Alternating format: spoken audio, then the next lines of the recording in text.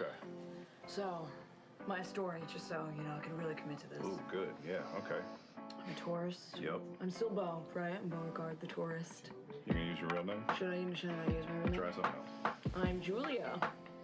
From. You don't look like a Julia. I'm Leslie. Sure. Tracy. Better. Tracy. Totally Tracy. Oh.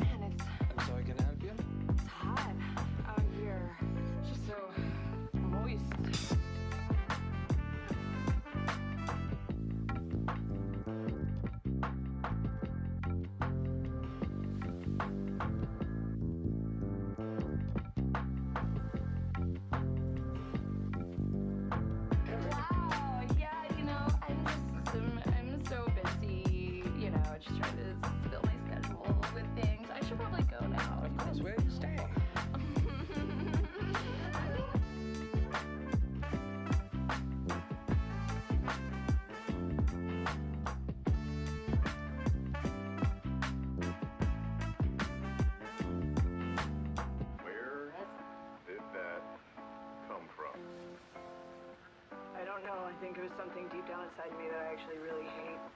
That I despair. Who the fuck is straight?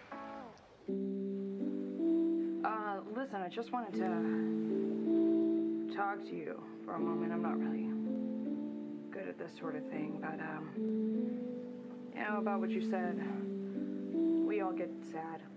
I just want you to know that, and, I haven't told you really any of this, but I also had kind of a lonely childhood. So, yeah, I didn't have a lot of friends. My father was very protective because of certain things that he believed. And, so I wasn't allowed to have a lot of friends. Really any friends. You could have used the traveler in your life too, then. Maybe.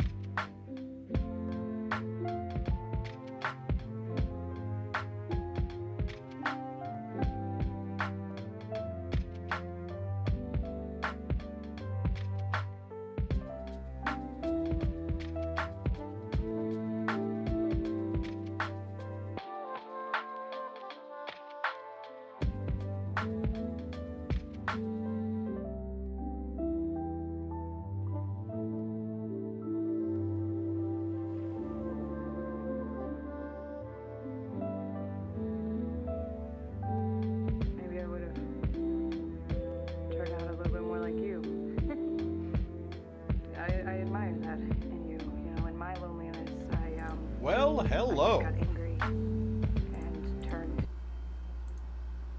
How we doing? Hello, Lauren. The appointment went great. And the kids start at school tomorrow.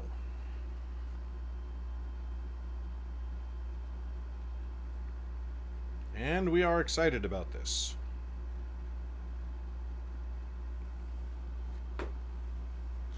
Hey, Swiftness.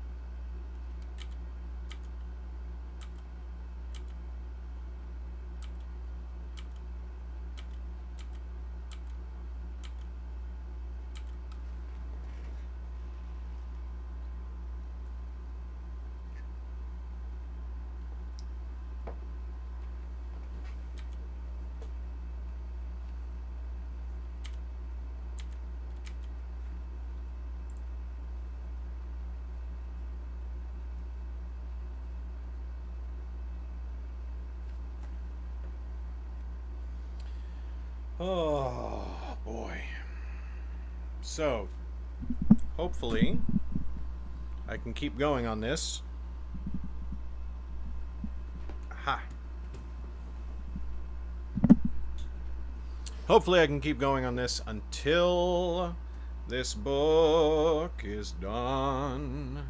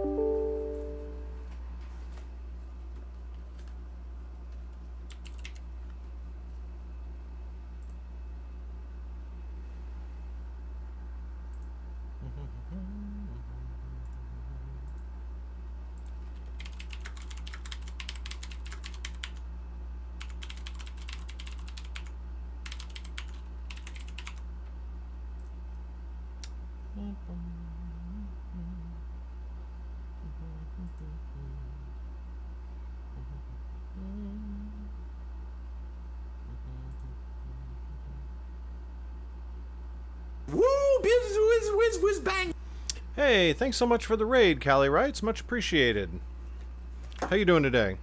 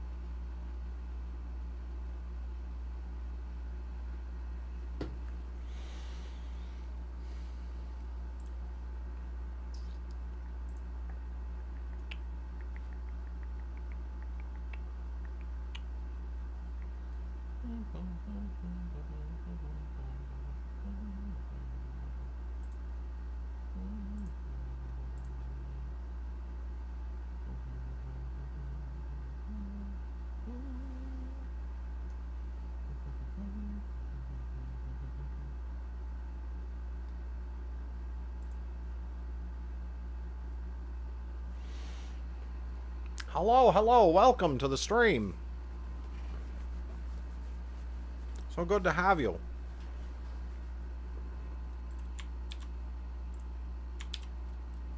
Okay. Enough faffing about, as Nix would say.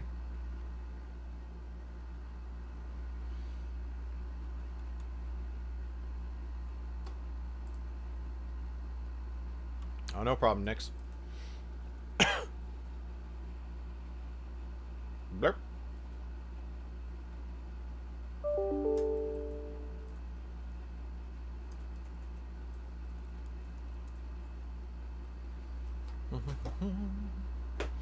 Here we go.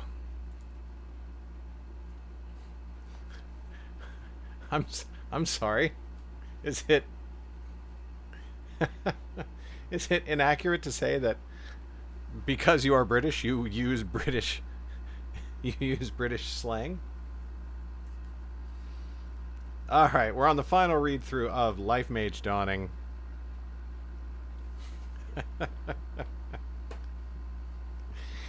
Chapter 21, Lights Burn Low. They emerged from the stream a long while later. Flip split the waters above them, and they scrambled up the muddy west side. Ors's heart felt ready to give out. All three of them collapsed upon the ground, dripping wet, filthy with mud, and heartsick.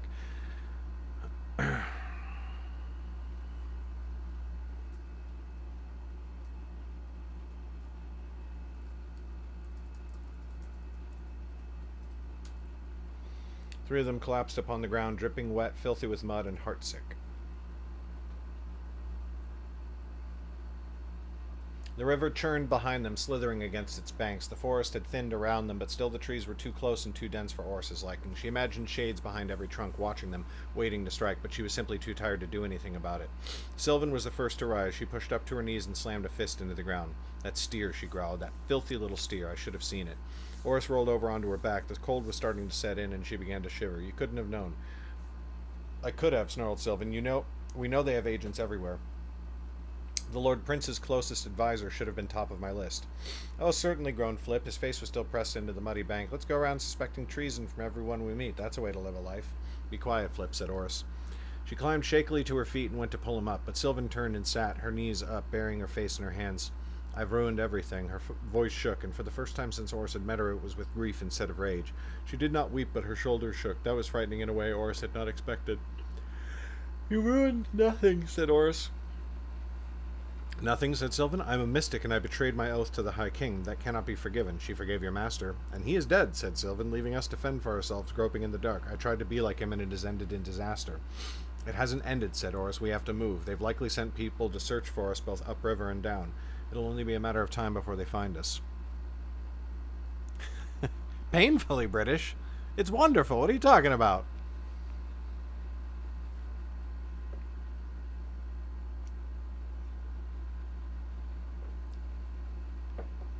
Sylvan uncovered her face, but she did not look at Oris or Flip.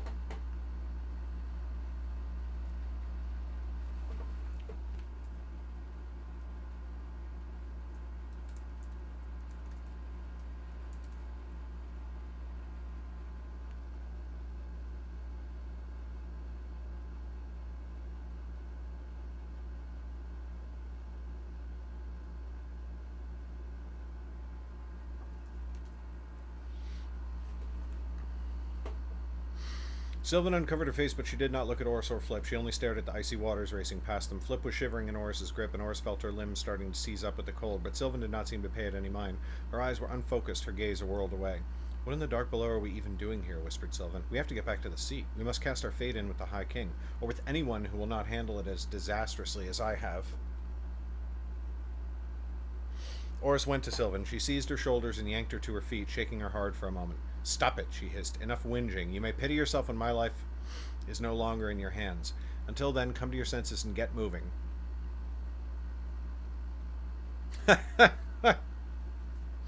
If that isn't the eternal mood. Well, if it helps you at all, I would try to take the philosophy that I apply in this situation, which is that one's nationality should neither be a source of pride nor of shame. There's no more reason to be proud, to be ashamed of it than there is to be proud of it. You didn't choose it. We can be proud of our accomplishments and the things that we've done right, and we can be ashamed of the mistakes that we've made and the things that we've done wrong, but, like, you didn't. So, like, you know, there's that.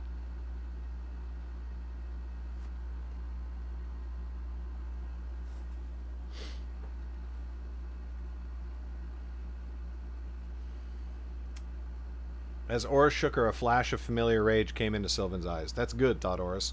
Sylvan took 2 deep breaths, her nostrils flaring. Fine, let us go then.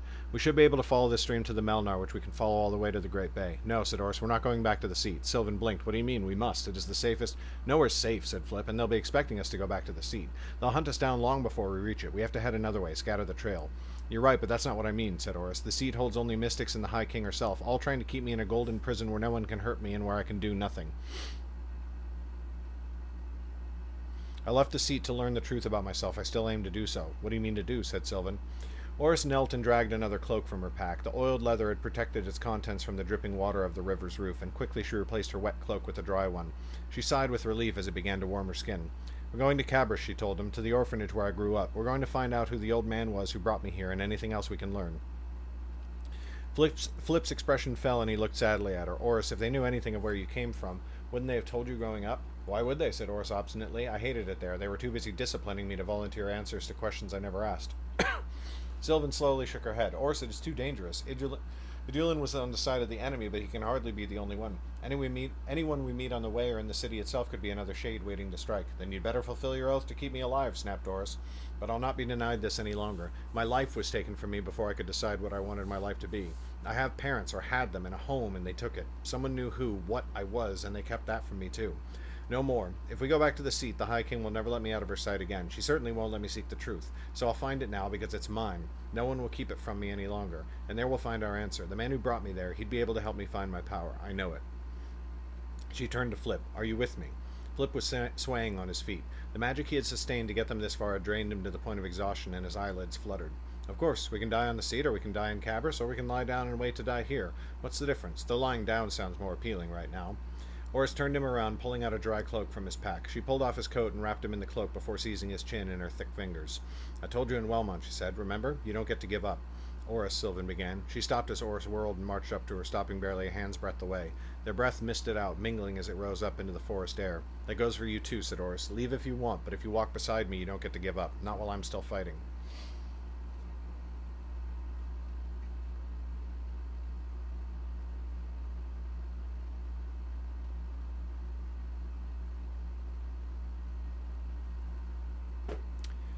Sylvan met her eyes. She took 2 deep breaths. Oris wondered what she really wanted to say. Somehow she knew that it would not be whatever escaped her lips. By your word, Lifemage. No sign of them, Commander, neither to the north or south, but we still have scouts out searching. They'll uncover something.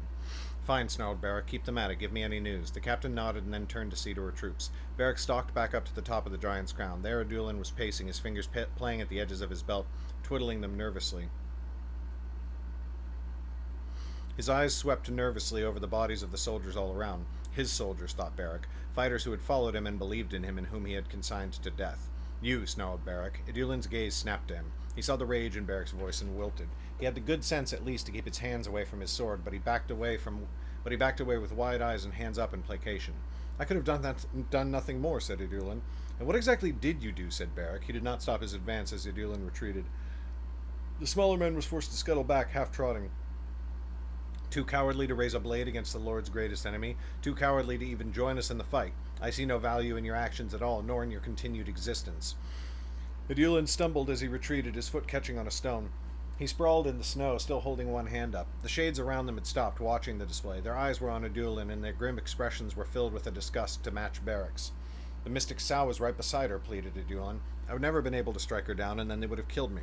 I did not spend all those years hovering at the elbow of that simpering prince only to throw my life away needlessly. Yet now you will fall by my hand instead. Barrack unsheathed his blade, so even that pathetic attempt to survive has failed. Wait, screamed Idulin, even as Barrack raised the sword. I can still serve. I can help you find her. Barrack paused, but the fury never left his face. How? He growled. I know where she means to go. Barrack remained still for a moment. Then at last he lowered the sword, returning it to its scabbard. He looked past Idulin to Raloran, who was looking upon Idulin with scorn. Get him up, said Barrack.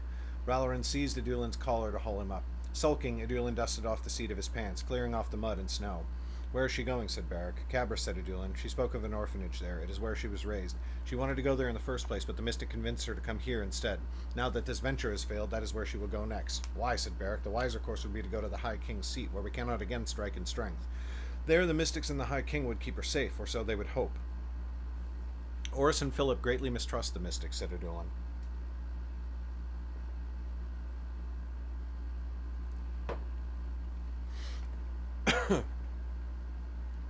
And neither of them wish to be under the thumb of the High King. They are headstrong beyond reckoning. It was that mistrust that made them so easy to manipulate, to draw them out here and put them at your mercy. Barrack fumed, his chest heaving with rumbling breaths. You are a worm and a traitor, he said. For years you have worn a mask of deception and lies. What under the sky makes you think I would believe you now? You would say or do anything to keep yourself alive, as you have proven today. To his shock, Adulin drew up straight and lifted his chin. I have deceived only our enemies, he said. I have lied only to them. Everything I have done has been in the service of the Lord. Our Father has recognized my service.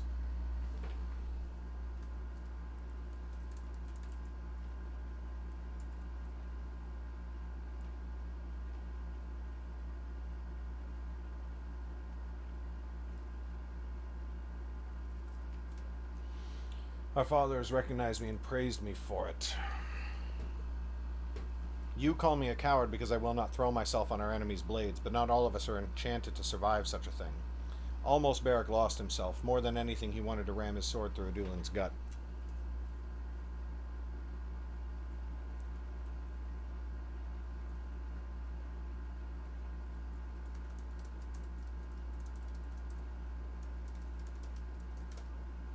I wonder if you would be so brave were you not enchanted to survive such a thing. Almost Barrack lost himself. More than anything, he wanted to ram his sword through Adulin's gut. But he thought of Father. Barrack had promised that he would not fail. Even now, Father was likely watching him, shaking his head in disappointment. But Barrack could fix it if he could catch the Lifemage. If he could still hunt her and bring her down, then he would have proven himself the greatest of Father's children, mightier even than Rogan, and Cabris was only a few days away at a hard march. Fine, said Barrack. We will track her to Cabris and bring all of this to an end. You are wise, said Adulin. The Lord will reward you for... His words died with a squeak as Barrack lunged forwards and seized him by the throat. With one brawny arm, he hauled Adulin off his feet and into the air, where he squirmed there, feet kicking. His breath came out in strangled gasps.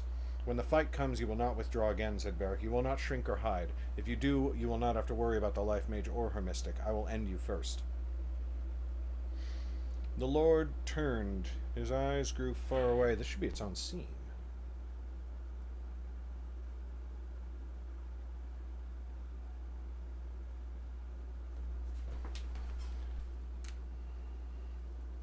So saith the Lord.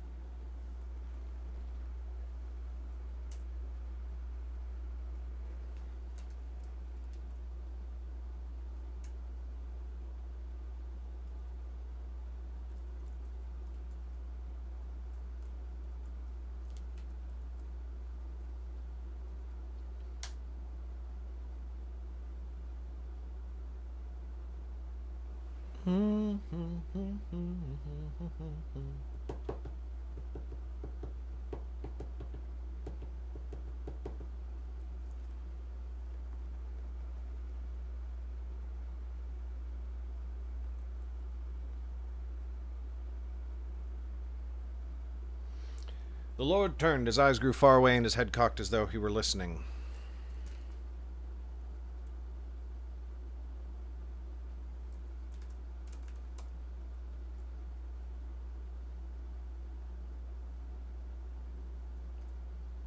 He was, or he appeared to be, on the outskirts of a camp in northern Dorsey. There he was conferring with Rogan, highest in favor among his favored children. Rogan was a finger or two shorter than Barrack, though any average person would still have called him a giant. He wore an ornate set of plate in all his waking hours, which weight he carried as though it were cloth. At his side was the great Aximani, its head twice as wide as a person's, and its edge shining with enchantment. But though Rogan was a terror to all his foes on the field...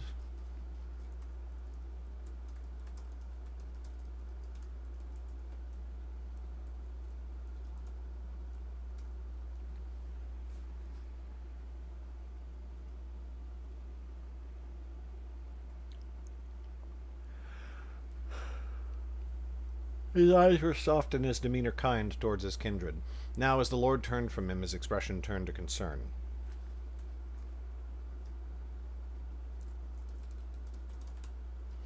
"Father," he rumbled, "what is it?" "Beric has failed," said the Lord. "Failed in what?" "Hunting the Lifemage." Rogan stared, his eyes going wide. "He was not supposed to hunt her, Father. That is to be my task, and only at the appointed time. Do you think I did not tell him that?" The Lord's words were chiding, but he smiled at Rogan to soften them. "He is jealous of you, my son. Nothing could restrain him from pursuing her. He thinks that if he can bring her down, he will rise in my estimation, rivaling you for my affection." "You must know better than that," said Rogan. "You have given us both the same gift. Your children are all equal, if not in ability, then at least in your love." "So we have tried to teach him all his life, and his second life," said the Lord. "Yet his heart hides passions and fears we cannot quell," and he insisted. "He is dead, then?" Rogan's voice had gone husky. The Lord sighed and bowed his head. "Not yet." Rogan stepped forwards. "We can save him?" "We could," said the Lord, "but only by sacrificing all our other plans, and that I will not do. I told Beric everything. I told him I had seen his failure lying ahead. I even tried to forbid him from pursuing this course, and he told me I was like the old kings." For the first time, Rogan's eyes flashed with anger. "He said that?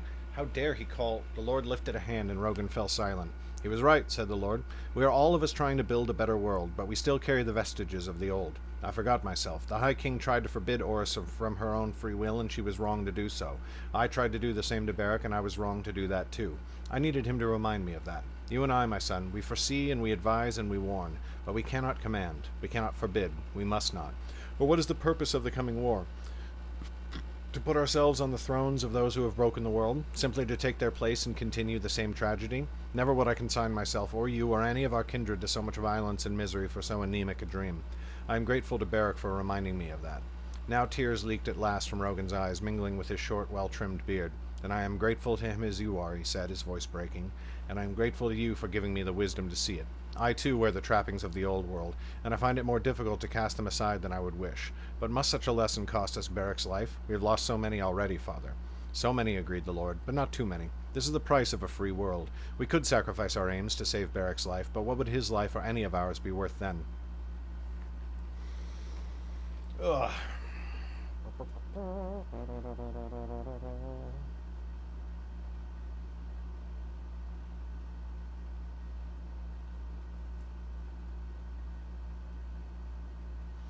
Oris, Sylvan, and Flip ran until night shrouded the world around them. Then at last they dared to stop and rest, though they lit no campfire. Sylvan took watch while Oris and Flip huddled in their blankets against the cold, and then she woke them once the moons were straight overhead.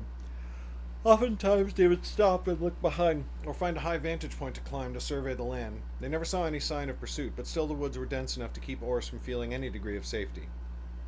"They may still be after us," said Sylvan. "We know nothing of their force, neither how many trackers they may have in their number, nor how skilled. We must keep trying to hide our trail, and at the same time we should assume that they are following it anyway, and keep pressing ourselves hard." Oris nodded silently, almost too tired to speak. Even Flip gave no word of complaint, and that was almost as worrying as anything else.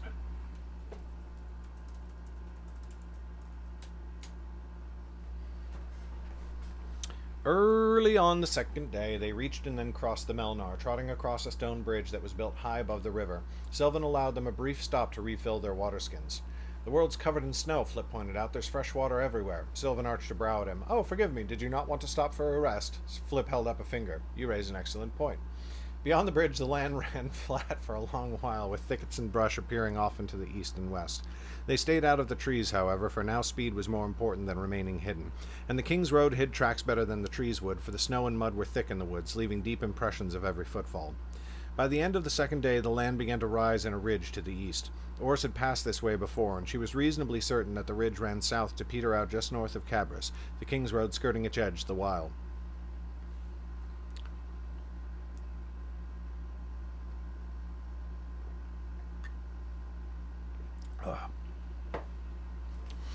Again they stopped to make camp, and again they built no fire. They were all weary to death of dried meat and stale bread, but they forced themselves to eat it. Flip made many disgusted faces and groaned, but he was not fool enough to starve himself. Sylvan finished eating before the other two, as she usually did. She studied Flip as he continued to eat, and Oris could not place her expression. At last, when Flip was almost done with his food, Sylvan finally spoke. "I'm sorry I lied to you." Flip looked up at her in mild surprise. He chewed for a moment and then swallowed hard, forcing the last of his food down his gullet. He shrugged. "I know why you did it. Doesn't change the fact that you're a sow for it."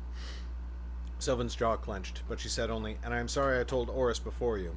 "That's as much her fault as yours," Flip sniffed, "and for what it's worth, you seem a better sort than most. If all mystics were more like you, I might feel differently towards them. Yet you walk by their side regardless. You can be as good as you like, but it doesn't wash their evil off your cloak." "Flip," said Oris, "that's not fair. You can't paint her with their brush." "Why ever not?" said Flip, waving a hand. "She wears their colors. She bears their badge. It's all well and good to say she's better than the rest of them, yet still she marches along with them. If I'd stayed with my family, never joining in their evil deeds but knowing of them all the same, I'd call myself no good man. It's true there's a middle ground in life if you can't rid the world of evil folk, but it's to refuse at least to stand beside them." I like that line. Personally, I like that line.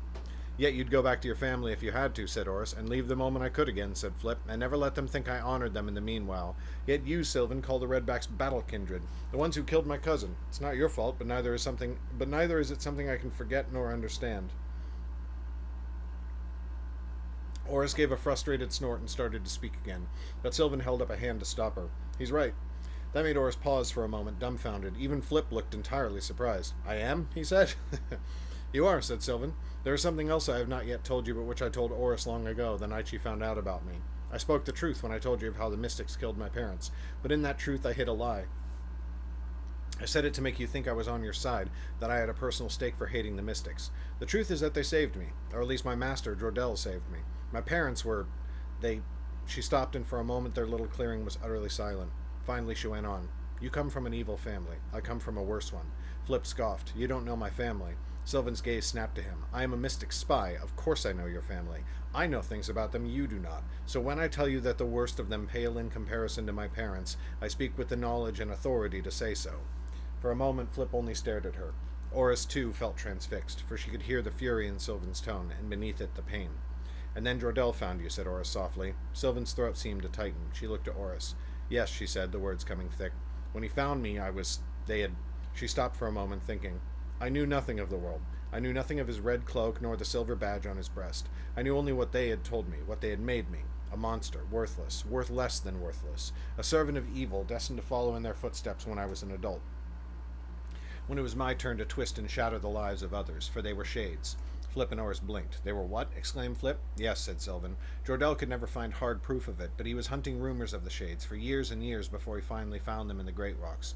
My parents were part of a small cabal. That is how they have operated in secret for years beyond counting. Small groups of them hidden across Underrealm. I say hidden, but they are often in plain sight. It is only that everyone has forgotten what to look for, and in these little clusters they practice their evil, preparing for their coming war. They investigate dark magic, secrets that have remained buried since the last necromancer, and they sow discord and chaos, little instances of evil, each one able to be quelled easily, but so numerous that they hold the attention of all the 9 kings and the High King herself, so that they cannot spare a glance for the dagger slipping from the shadows." "And they brought you into these schemes," said Oris. Sylvan's whole face contorted. At first it flashed with fury, and then it seemed as though she might collapse and weep. "Oh yes," she whispered. "Yes, they brought me very deep indeed." "What did they—" Flip stopped short, closed his eyes, and shook his head. "Never mind. I believe you. I am sorry, and I believe you." She seemed unable to speak for a moment. Then at last she nodded. "And I believe you, about your cousin. I know nothing of the matter, but if you say that is what happened, then I believe you. I know the mystics have done evil things, that they still do evil things today. Yet I cleave to them for the same reason you would return to your family if the need arose. I have seen the coming darkness. I have seen it closer than anyone else on our side. I lived it. And I know I cannot fight it alone, but the mystics can fight it together. After that, well, who knows? I like to think Jordell would have known what to do then. I like to think he too remained with the Order because he knew they would be necessary to defeat what is coming. It is not the answer I wish I could give you. I doubt it is an answer that will satisfy you, but it is the only answer I have. Who knows if it will even matter?" She sniffed and rubbed at her nose with the back of her hand. Oris sighed and climbed to her feet. "My turn to watch," she said. "Both of you settle in." Sylvan shook her head. "You need your sleep." "You got none last night," said Oris. "You can't do that forever. Sleep." 4 days passed. 4 days of running through half the night and all the next day. 4 days of terror at every noise in the darkness, of looking over their shoulders, of waiting, expecting an attack at any moment. Soon Oris felt less like a person and more of a shell.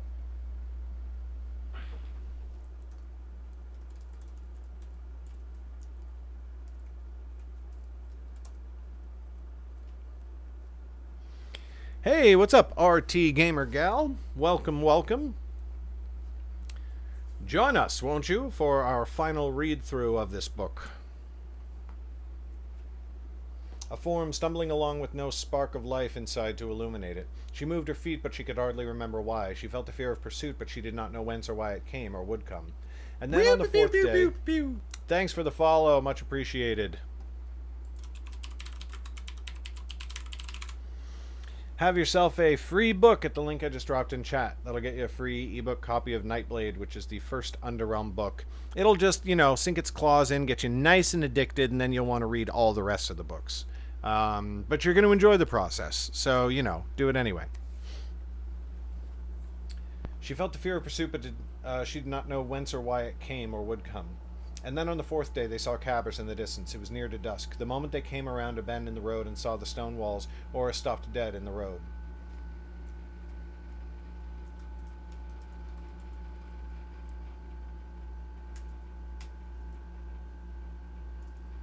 The others shuffled to a stop beside her.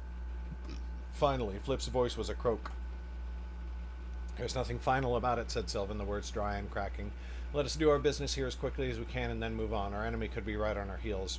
We've kept an endless watch for them, said Flip. If they haven't caught us by now, they're not going to. Sylvan fixed him with a look. Her eyelids fluttered and she swayed where she stood. Where in all our long road together have you found any reason for such optimism? Flip grinned. Oris thought his face looked like a skull. The guards at the gate watched them warily as they approached, for the sun was now almost out of sight. But when they reached the gate, Sylvan reached into a pouch and produced her mystic badge. After the guard captain inspected it closely for a moment, he gestured for the gates to be opened. As they passed in through the gates, Sylvan gave Flip a sidelong look. My apology stands, but I must tell you what a relief it is to show that badge openly after so long. Flip snorted. I don't blame you. It certainly would have made our road to the seat much easier, though I suppose we wouldn't have walked that road with you if you were banding it about so freely. We have to hurry, said Oris. The orphanage will soon be closing its doors for the night. Let us find a place...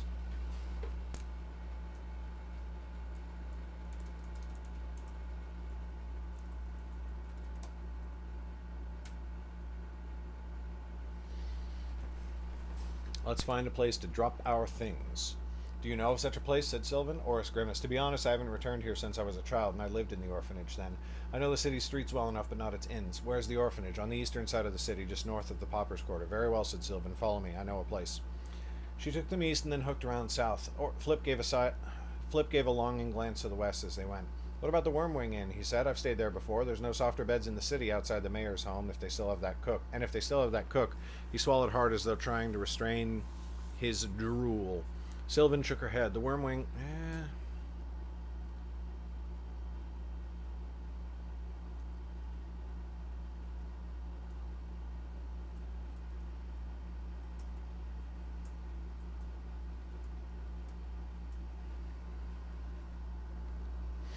Sylvan shook her head. The Wormwing has something else we would do well to avoid. The presence of many eyes sitting in wealthy and powerful heads. I will not have Oris noticed by someone highly placed in the mystics or a merchant who in fact serves the shades.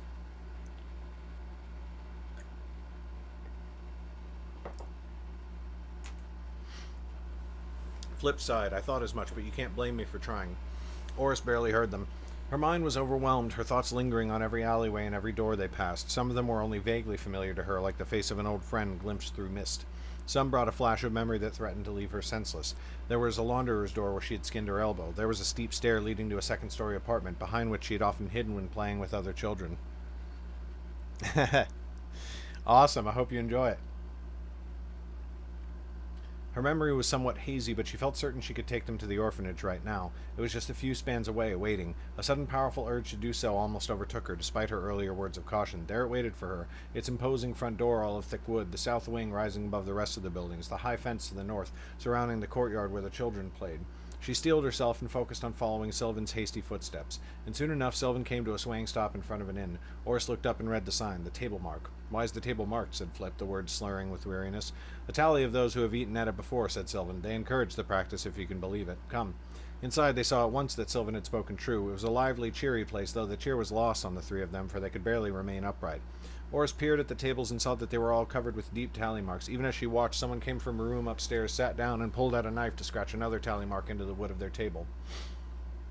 Sylvan secured them a room where they dropped their travel sacks. Flip sat down on the bed while Oris and Sylvan were securing their things, but Oris hauled him up by the shoulders at once. "Nope," she said, "not a chance. If you sit down for even a moment, I doubt we'll get you up again." "And I would be happier for it," groaned Flip, but though he scowled, he remained on his feet. Come now, said Oris. We're almost at the end of this road. A little more work, and then we can sleep, finally. We cannot go there yet, said Sylvan. Not looking like this. We are haggard and filthy. We would frighten the children to death. Oris smirked. I suppose that's true enough. But we can't take the time for a real bath, and I doubt I'd remain awake through one anyway. Let's find ourselves a well. The innkeeper, a pretty young woman named Melora, pointed them in the right direction. They drew up a bucket of water and splashed it across their faces, hissing and shivering at the icy cold of it. A few passers-by gave them odd looks, but they were far too weary to care. Flip used some of the water to slick back his greasy, tousled hair and then rubbed hard at his eyes. When he finished, he looked at the other two. He loosed a harsh bark of laughter. It sounded like Sylvan's. This hasn't helped at all, he chuckled. We might frighten the children to death anyways. Oris's mouth set in a grim line. It'll have to do. Come along. I remember the way. Ba-da-da-da.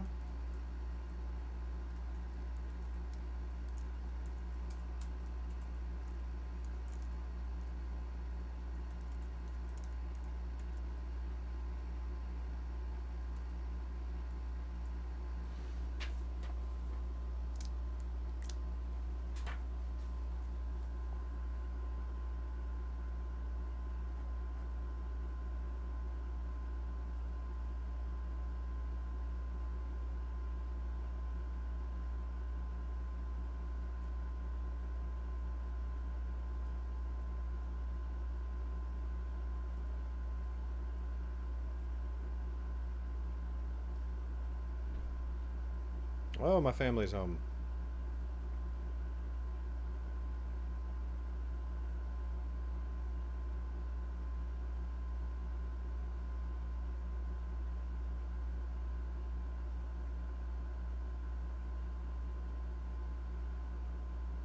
Wait, what? Whoa.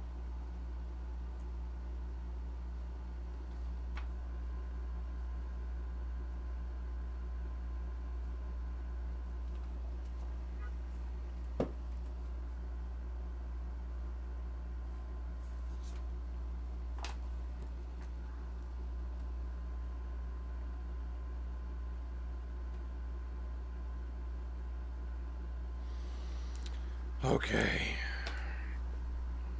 Chapter 22, Closed Road. Turn left here, past two intersections or right. The street will loop around. This alley's a shortcut. One more left. The instructions played through Oris's mind as she led the other two along. It was more than half a decade since she had been here last, yet she was astonished to find she remembered every turn perfectly. But then she realized it was not that strange. Yes, she had been away for several years, but she had lived here for nearly twice as long.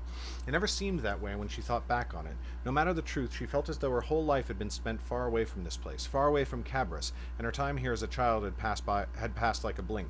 And yet here were these memories, this familiarity. For a disconcerting moment it reminded her of what she felt when she had confronted Barrick in the woods, that sense of strange recognition that she had not at first recognized, but she shook that thought away quickly.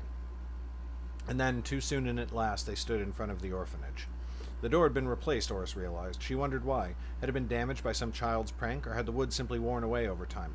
How many people had passed through this doorway in and out since she had left? How many new children brought to this new home for the first time, all of them wishing they could be anywhere else?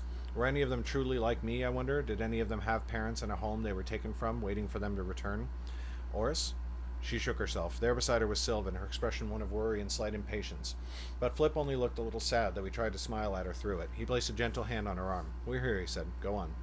Oris swallowed and nodded, but she did not move for another long moment. Finally she stepped forth and knocked, her coarse knuckles echoing loudly on the wood.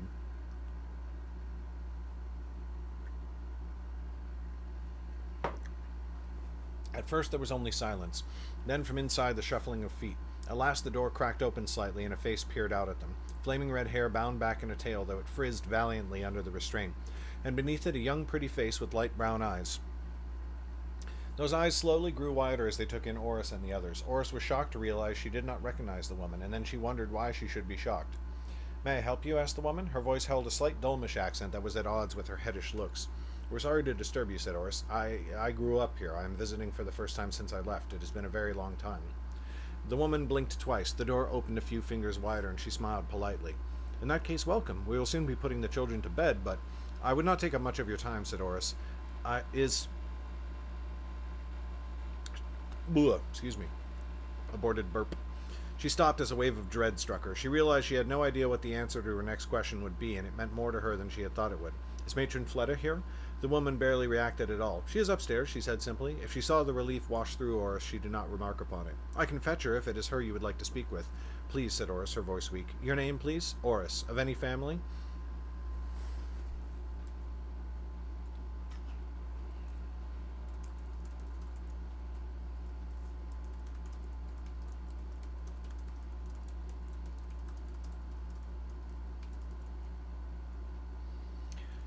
"Of any family?" Oris's face contorted and she looked at the woman aghast. The girl's cheeks flamed deep crimson and she blinked twice. "I only mean, were you adopted when you left here?" she squeaked. "No," said Oris, doing nothing to restrain the bitter edge in her voice. "Very well," said the woman. "Please, come inside to wait."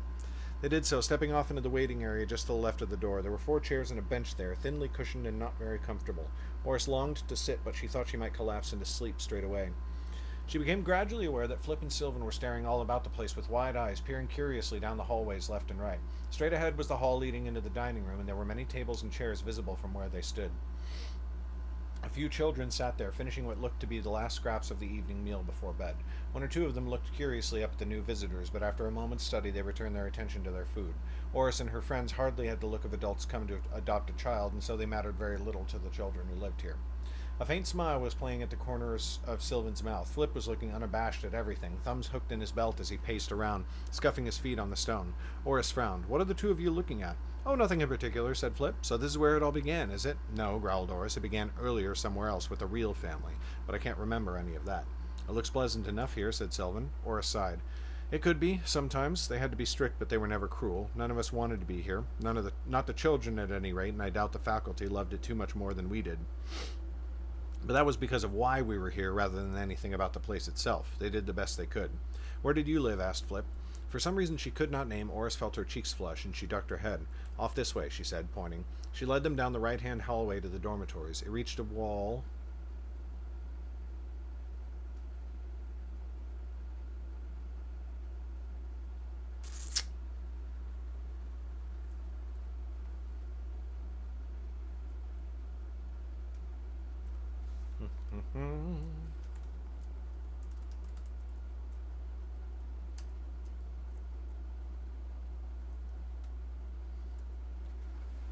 She led them down the right-hand hallway to the dormitories. It reached a wall and split off left and right again. In the hall were 3 doors, all of them now closed.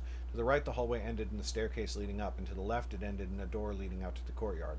From that direction came the sounds of children playing outside, some shouting, some peals of laughter, and many cries.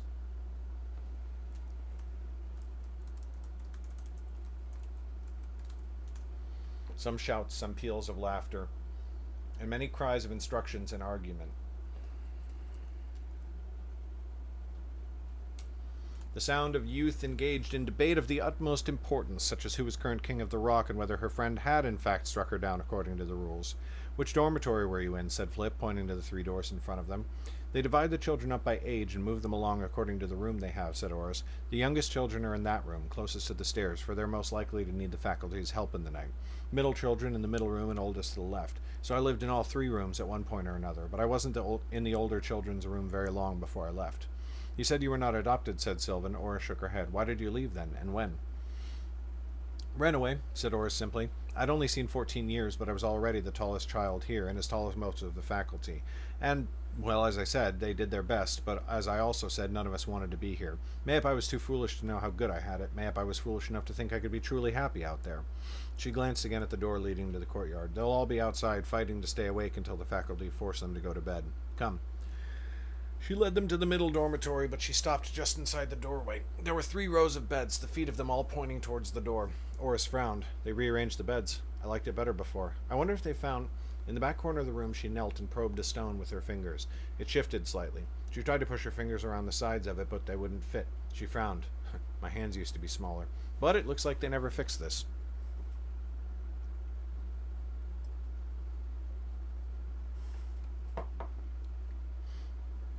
She pulled out a dagger and used it to pry out the stone. Beneath it was a small hole, only big enough for a fist. Inside the hole was a folded scrap of paper, and some string twisted into a strange pattern all balled up. "This was my hidey hole when I lived here," she said. "I never had anything exciting to hide there, just the occasional copper sliver or 2.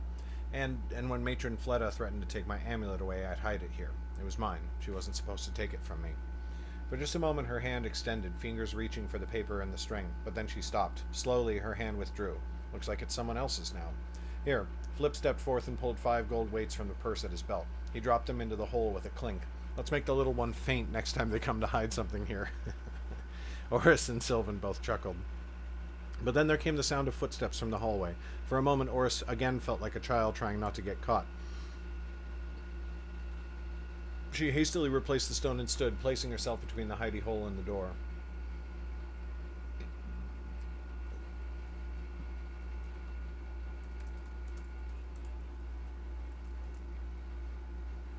The door swung open to reveal the same attendant from before, but this time she was leading Matron Fleda. The matron looked so much older than Oris remembered her. She could not tell if she had really aged so much or if it was only a fault of memory. Fleda leaned on a cane, and the attendant held her other arm. She moved with a pronounced limp that Oris was certain had not been there before. Her eyes looked much bigger through thick spectacles, and she blinked owlishly as she looked into the room at the three of them. "Good evening," she said. It was a voice Oris remembered well enough. Still strong, still a bit terse, brooking no nonsense, thank you very much. The huge eyes blinked through their spectacles again as they came to rest on Oris. Oris took a hesitant step forward. A flush was creeping up her neck, and she did not know why. "Matron Fleda, do you remember me?" It seemed to be the voice that did it. A spark came into Fleda's eye. "Oh, sky above. Aresiat. It has been a long time."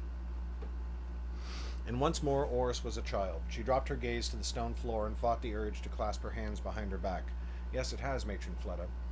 Fleda's mouth twisted, though whether towards a smile or a grimace Oris could not tell. No need for that formality any more, I suppose. Fleda will do, or you may call me Matron if my name is too uncomfortable for you. It is for some. She did not speak harshly, and there was no ill mood hiding in her voice. But neither did she speak warmly. She seemed neither happy nor aggravated to see Oris again. It was as though this was simply another task, one on a long list of things duty required her to take care of today. Oris felt a flash of regret that she had come here. "Come to the dining hall," said Fleda. "I do not like to stand for too long these days." They followed her as she tottered along. The young attendant held firm to Fleda's arm, but she kept stealing glances at Oris and the rest of them as they went. In particular, her eyes kept straying to Oris's sword in her brawny arms. Oris thought she saw Sylvan hiding a smirk. No children remained in the dining hall, but tall windows on the east wall let them see out into the courtyard, where all the children now seemed to be playing.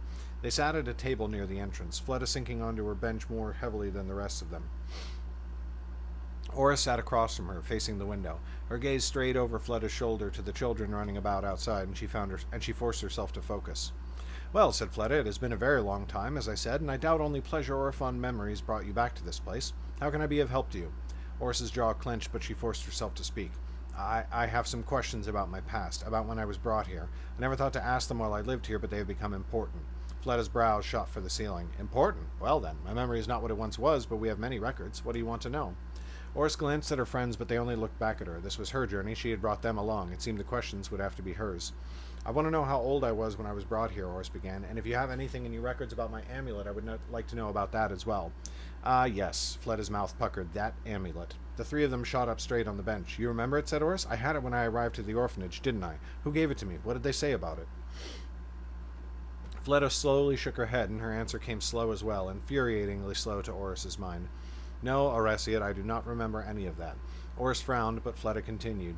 "The mind does not work that way, or at least mine does not. Some details remain while others fade, and I am sorry to say that often the details that linger longest are the less pleasant ones, such as the children who had to be penalized most often for causing trouble." She arched a brow at Oris. "That is why I remember your amulet."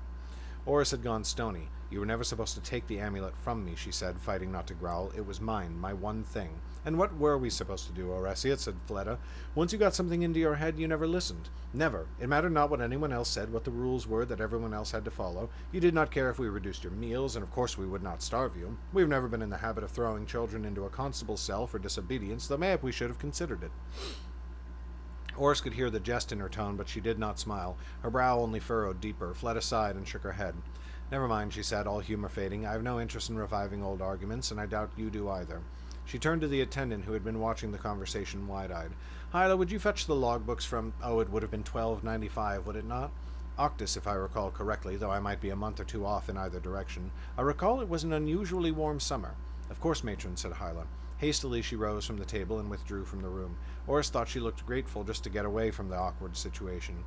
The silence that followed was excruciating, at least for Oris. Flip seemed bored, his gaze wandering about the dining halls, dining hall, resting on a few dishes that had not been cleared away and the scraps of food upon them. Sylvan looked slowly back and forth between Oris and Fleda, but Fleda herself did not seem ill at ease. She merely looked annoyed. She did not exactly avoid looking at Oris, but her sharp gaze spent most of its time elsewhere, focusing on clatters from the kitchen and the shouting children outside. Oris sat there all the while with arms folded, staring solidly down at the table. She could feel the bone-deep weariness in her own body, but gone were all thoughts of sleep, replaced by a smoldering anger. "How have you been finding your way out in the world?" said Fleda suddenly. "Have you been staying safe?" A single peal of hysterical laughter burst out of Flip before he could choke it off. Fleda looked somewhat alarmed. "I've traveled a great deal." Oris did not look up at Fleda as she spoke. "I've learned to fight. I've served as a guard and sellsword across most of the 9 kingdoms. "Is that where you picked up that headish accent?" said Fleda. "I'm grateful, at least, that you did learn to take orders eventually." "In fact, she's got a bit of a problem with that," said Flip with a grin. "It's a trait we share. It required us to change companies rather often." Fleda's sharp gaze turned to him, and Flip's face wilted a little. "And who are you, young man? Oresiet's companion?" She another glance.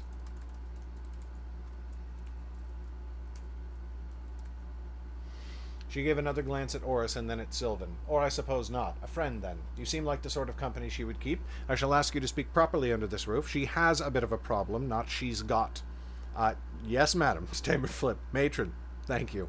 He sat up a bit straighter. Sylvan hid a smile. Matron Fleda turned to her. "And you?" she said. "Who are you?" "I'm a friend," said Sylvan, letting a bit more of her smile show. Again Fleda's eyes went to Oris, and her brows raised. They were all rescued as Hyla returned, bearing a few heavy tomes bound in leather. "I love Matron Fleda." "I brought the logbook for the period you asked, Matron," she said, breathing heavily as she dropped the books heavily on the table. "That's a lot of heavily."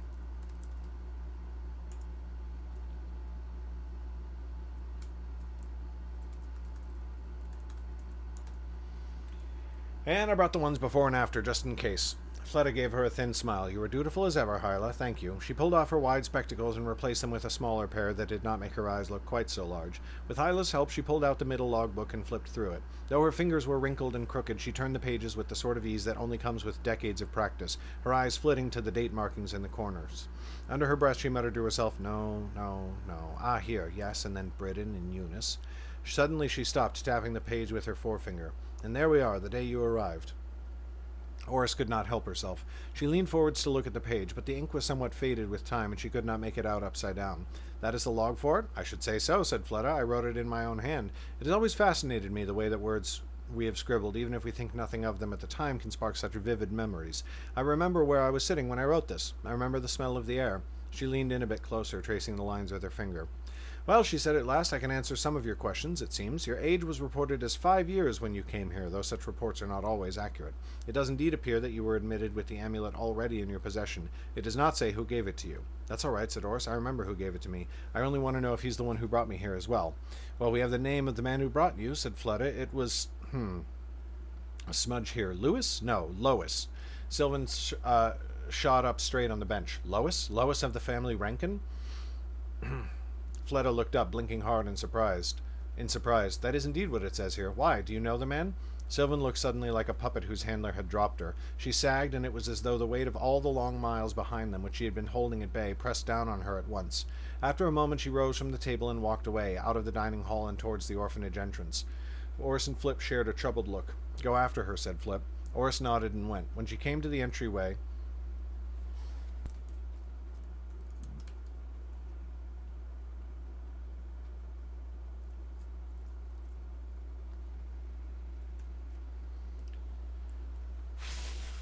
she found Sylvan standing there. One hand was on her hip, and the other was pinching the bridge of her nose hard. She looked bent, haggard beyond belief or hope. "What is it, Sylvan?" said Oris. "Who is Lois? Is he a servant of the enemy?" "He is the opposite," whispered Sylvan. "I never met him, but I heard many, many stories about him. He was a mystic. He taught Jordell." She lifted her face from her hand and looked at Oris. "I have told you that Jordell's master, Cal, is a man I despise, but Lois came first, and from what I understand, he was Cal's mirror. He bears more responsibility than anyone else for shaping Jordell into the man he became and who I trusted with my life. He taught Jordell many of the things that Jordell would go on to teach me, including everything I know about you." "Was." Oris had not heard Flip approach, and his voice surprised her. She turned to see him leaning against the opposite wall. He looked upon Oris and Sylvan with inestimable weariness in his eyes. "You keep saying 'was.'" A pit had been growing in Oris's stomach. It swelled still larger as Sylvan's eyes began to shine, and she nodded, but her voice remained steady. He died, killed by elves a day's ride north of here. Elves? Said Oris. Sky save us. Sylvan's eyes were grim. It did not save him. He was killed when Jordell was a young man, not yet a knight. I think... Again she stopped, hanging her head. What? Said Oris. Sylvan, you think what? Sylvan met her gaze. In her eyes was sadness and fury and a deep, abiding pain. I do not know the exact date. I would have to write someone in my order and have them search our records to be sure. But I would wager a purse of gold that he was killed just after he brought you here. The streets of Cabris were bleak and cold with more than just winter's chill. As they stumbled back towards the inn, it seemed to Oris that all three of them were in a daze. The cold stung her skin, but she could not summon the effort to pull her cloak tighter about her. Sylvan stared straight ahead, while Flip looked only at his feet. Oris lurched off to the side of the street. There was an alley with an empty barrel at its mouth.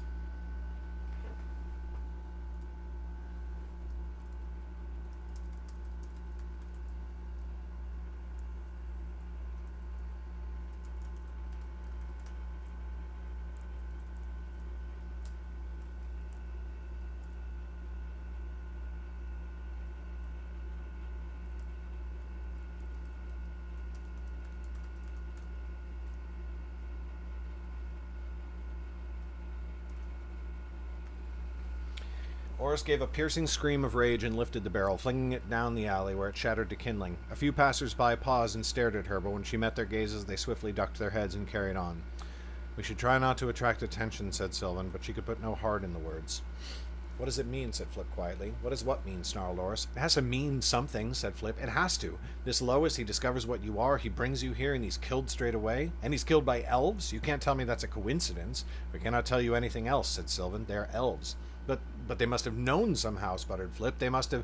They are elves, said Sylvan. Would you like to ask them why they did it? Flip shuddered. Of course not. There you have it, said Sylvan flatly. We might as well ask a storm why it sank a boat. We should get just as much of an answer. Oris remained silent while they argued. She simply did not have it in her to speak, unless it was to scream. What could they do now? One person knew, had known all along who she was and what to do with her, and he died before she had learned even the first thing about herself. Sylvan's master had known, and he was dead too. Fate had connived to hide any chance of the truth from her. Flip sighed. So what then? What do we do now? Sylvan shrugged. I think we must head back to the seat. Oh, certainly, said Flip with a snort. Hello, your majesty. We fled against your orders, took a company of your loyal troops into the Birchwood and got them killed. Then we took a small jaunt to Cabris and accomplished absolutely nothing. Won't you please take us back into the fold now? She likely will, said Sylvan. In her voice was the same lifeless monotone that Oris felt hiding in her own chest. She needs us, needs Oris at least. Of course my superiors in the Order will likely flay me alive, but that is my problem. It is yours no longer. I never listened, said Oris quietly. Flip and Sylvan both looked at her in surprise. What? Said Flip. Never listened to what? Anything, said Oris. You heard, Fleda. Even as a child, I never listened. I'd never do what they told me, no matter who it was doing the telling. I always thought I knew best, and nothing's changed. Dark take me, I thought I knew better than the High King herself. Those Steth soldiers dying, all the desperate flight here, and now this, with us not knowing anything more than we did on the seat, because I always have to know better than everyone else. Flip came and clasped her around the shoulders, squeezing her tight. It's not your fault, love. In what way, said Oris, meeting his gaze. Tell me one thing in all this mess that isn't my fault. Flip gave her a sad smile. Darling, you've been saying it since the start. It's not your fault you're here in the first place. It's not your fault you're who you are. You never asked for it, and you never wanted it. Everything you've done since, only a dark-damned fool would blame you for it, and I'd roast them if they did.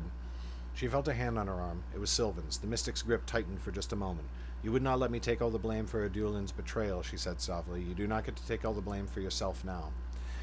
That brought a small, sad smile to Oris's face, but then her gaze drifted over Sylvan's shoulder and her expression fell. Sylvan turned to see what she was looking at.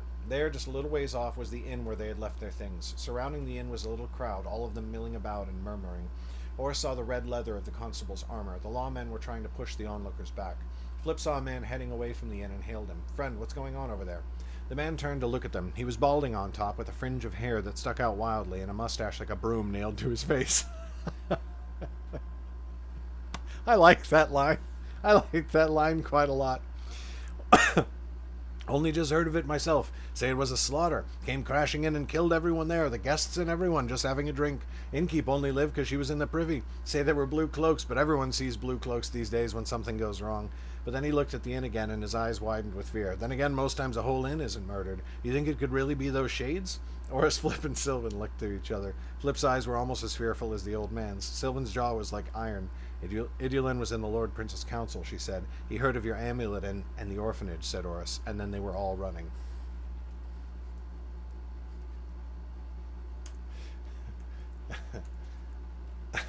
All right. I wanted to keep going to the end of the book, but I am so fucking tired. I am so tired. And I need to go take a nap before I play D&D tonight. So I'm going to go do that. There's the tiniest possibility that I might do a late evening stream. But realistically, not going to happen. This is going to be it for me today.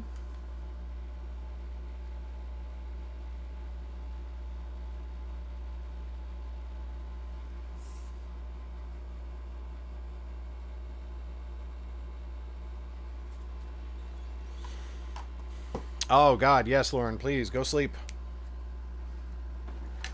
I'm going to lay down and close my eyes for a couple of hours. Who is streaming?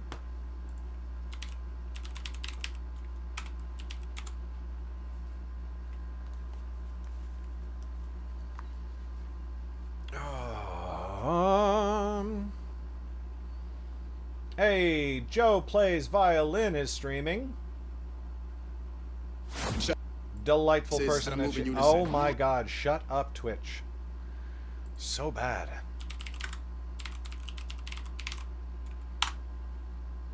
Boom.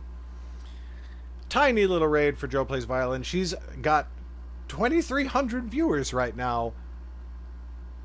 So she seems to be doing quite well. I'm happy for her. That's fantastic. Go say hi. She's just a fantastic musician. Plays violin, plays guitar, I think occasionally sings as well, but all around, wonderful, lovely person. Thank y'all so much for being here for my double stream today, and I will see you tomorrow. Tomorrow morning we should finish the book, so that is exciting. Yeah, no problem, Nix. That's obviously a bit of a bummer, but it is what it is. Yeah. I will be on early tomorrow morning. Thank you for being here. I will catch you next time. Bye.